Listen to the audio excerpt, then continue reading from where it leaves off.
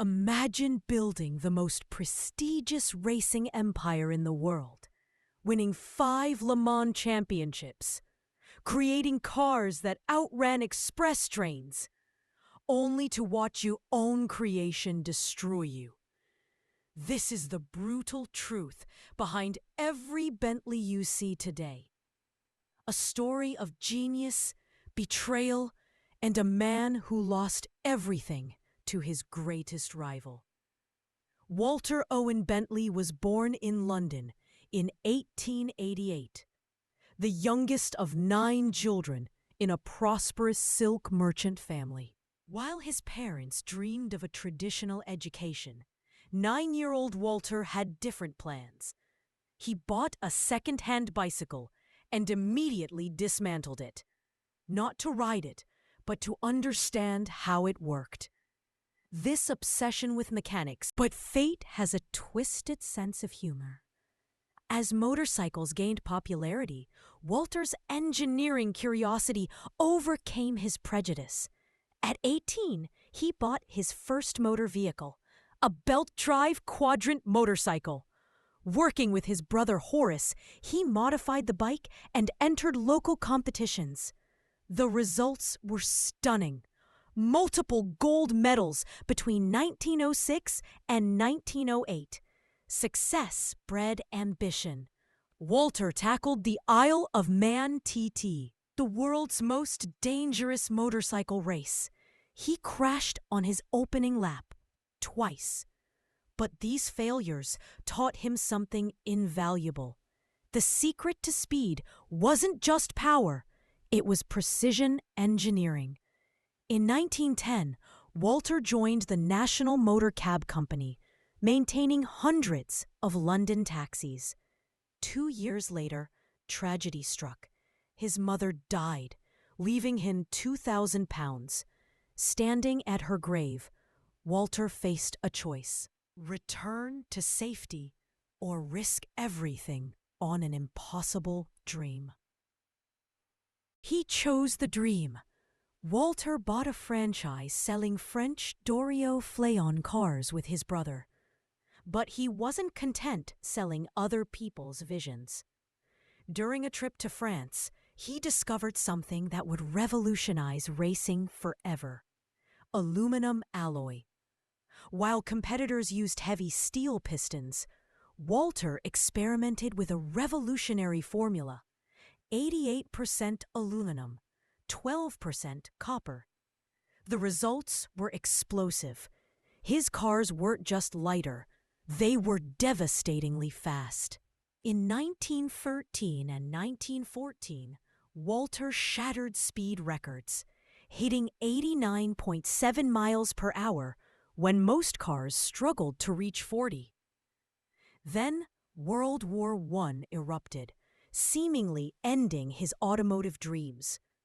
But Walter's aluminum innovation caught the attention of Henry Royce. Together, they created the Rolls-Royce Eagle aircraft engine, while Walter developed the Bentley BR1, the engine that helped Britain dominate the skies. When peace returned in 1919, Walter received an MBE and £8,000 in prize money. With this capital, he founded Bentley Motors with a simple mission: build a fast car, a good car, the best in its class. The first Bentley 3-liter was revolutionary, the world's first production car with 4 valves per cylinder, dual spark plugs, and overhead camshaft. By 1924, it won Le Mans. Walter had gone from selling his first car to conquering the world's greatest race in just 3 years. But success attracted dangerous attention. In 1925, wealthy diamond heir Wolf Barnado bought his first Bentley and fell in love. He invested heavily, eventually taking control in 1926. Together with other wealthy racers known as the Bentley Boys, they transformed the brand into a lifestyle phenomenon. These weren't just racers. They were rich playboys who lived like tomorrow didn't exist. They partied hard, bet on everything, and drove their Bentleys like weapons. Barnado once raced his Bentley Speed 6 against an express train from France to London, arriving 4 minutes before the train even reached Calais. Between 1927 and 1930, Bentley achieved the impossible: 4 consecutive Le Mans victories. They were unstoppable, invincible, legendary. Then Walter created his masterpiece, the Bentley 8-liter. This beast could hit 100 miles per hour when competitors barely reached 60, yet ran whisper quiet. It was the perfect fusion of luxury and performance, exactly what Walter had envisioned. But timing is everything in tragedy. The 8-liter launched in 1930, just as Wall Street crashed. The Great Depression killed demand for luxury cars overnight. Despite their racing dominance, Bentley's expensive production costs became their death sentence. In 1931, the company went bankrupt. What happened next was Walter's worst nightmare. An anonymous buyer purchased Bentley at auction. That buyer was Rolls-Royce, Walter's former collaborator turned bitter rival. They hadn't bought Bentley to preserve it. They bought it to kill the competition. Walter was devastated and powerless. His factory was sold, operations moved to Derby, and in the cruelest twist of all, he was court-ordered to work for Rolls-Royce from 1932 to 1935. The man who built one of the world's greatest racing brands was reduced to a test driver for his own creation, now controlled by his enemies. After his contract ended in 1935, a broken Walter left the company he'd built with his heart and soul.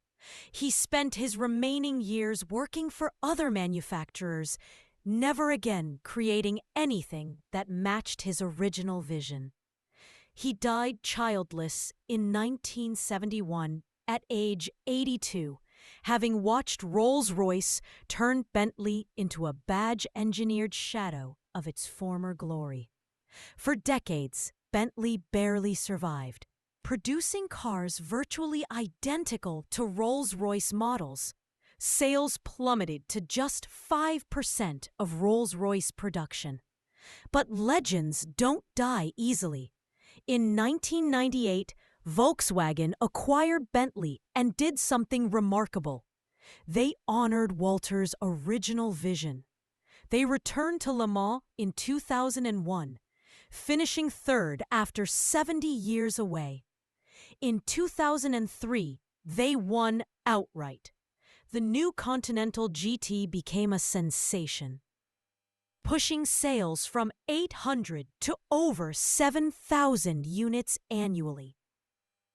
Today, Bentley thrives with models like the Flying Spur and Bentayga SUV, each hand-built with the performance obsession Walter instilled nearly a century ago. But here's the tragic irony. The man who created this empire never lived to see its resurrection. Walter Bentley built something so powerful that it survived his own destruction, a legacy written in aluminum and betrayal, speed and sorrow. Sometimes the greatest victories come after the greatest defeats.